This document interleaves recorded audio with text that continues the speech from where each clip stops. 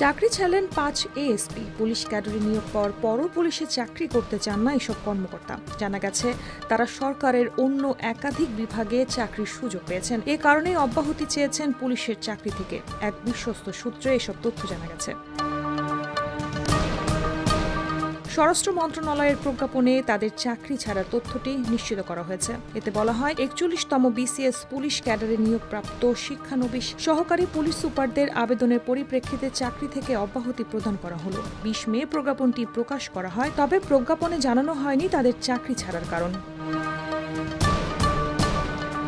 চলতি বছরের ১৪ জানুয়ারি চাকরি থেকে অব্যাহতি চেয়ে আবেদন করেছিলেন তারা। প্রক্রিয়া শেষে মে মাসে তা অনুমোদন পেল। এমন সিদ্ধান্তকে কেউ কেউ ব্যতিক্রম বললেও দিন বদলের সঙ্গে ক্যারিয়ার পছন্দেও দেখা যাচ্ছে বৈচিত্র্য। দেশের বর্তমান অস্থিতিশীল পরিস্থিতিতে পুলিশ ক্যাডারের লোভনীয় চাকরির প্রতিও আগ্রহ হারাচ্ছে মানুষ।